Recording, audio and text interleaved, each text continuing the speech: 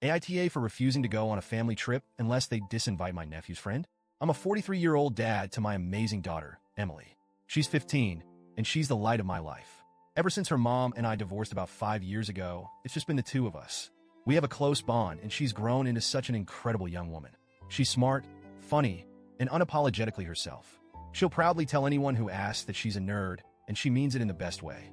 Anime, Star Wars, gaming, cosplay, you name it, she's into it. Being herself hasn't always been easy for Emily. Kids can be cruel, and she's dealt with her fair share of bullying over the years. Middle school was especially rough, but she toughed it out. High school started off a bit better, until Jeff entered the picture. Jeff is 16 and, unfortunately, happens to be my nephew's best friend. He's also Emily's absolute worst nightmare. I don't throw around words like bully lightly, but there's no other way to describe Jeff. It started small, as these things often do. He'd call her names in passing or make fun of her interests. At first, Emily shrugged it off. She told me she could handle it and even laughed about it, saying, "It's not like I haven't heard it before, Dad." But it didn't stop there. Over the past 2 years, Jeff has taken things to a level I didn't think was possible for a kid his age. He pulls her hair, rips her clothes, and deliberately destroys her belongings. The worst incident happened last year. Jeff stole Emily's backpack during lunch and threw it into a toilet in the boys' bathroom. When she tried to get it back, things escalated into a full-on fight. Both of them got suspended. When I picked her up that day, she tried so hard to act tough, but I could see how broken she was. That backpack had been a birthday gift from me, and she loved it. Seeing it destroyed, along with her books, notes, and sketches, devastated her. That night, she cried herself to sleep while I sat in the next room, furious and helpless. I didn't just sit back and let this happen. I've done everything in my power to protect Emily from Jeff. I've had countless meetings with the school. I've spoken to Jeff's parents multiple times. His dad couldn't care less.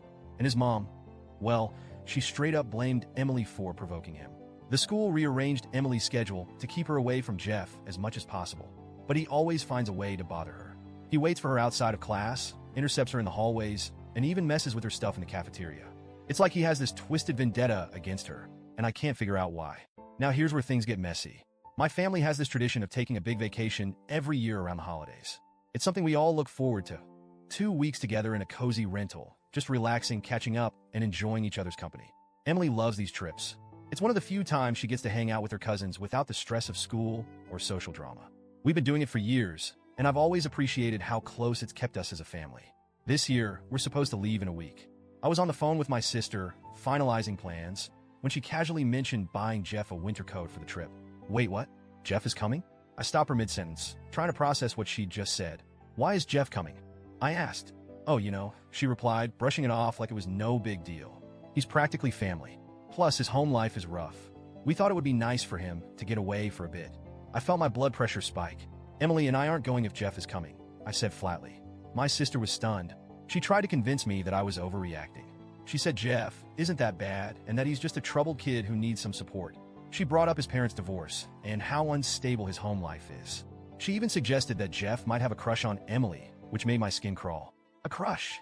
I snapped. Is that what we're calling harassment now? The conversation went downhill fast. She accused me of being selfish and said I was punishing Jeff for things that aren't his fault. I reminded her of everything he's done to Emily. The name-calling, the destruction of her belongings, the fight that got her suspended. Her response? I know, but Jeff needs this. Jeff needs this? What about Emily? Does she not deserve to feel safe and happy on what's supposed to be her vacation too? I stuck to my guns and told my sister that my decision wasn't changing. If Jeff goes, we stay home. End of story.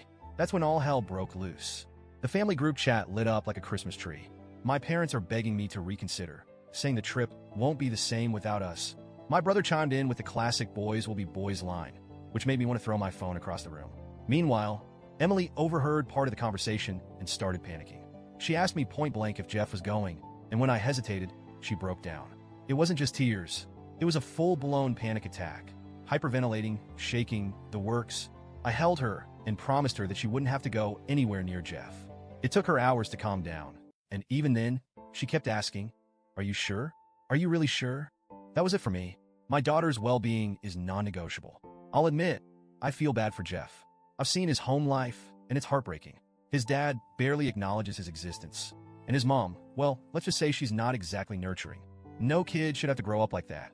But at the same time, why does Jeff's need for a break trump my daughter's need to feel safe? Why should Emily have to spend 2 weeks trapped in a house with her bully just so Jeff can have a nice vacation? My sister and parents don't seem to understand this. They're treating me like I'm the Grinch, single-handedly ruining Christmas. But in my eyes, this isn't about tradition or family unity. It's about protecting my daughter. So, Reddit, AITA?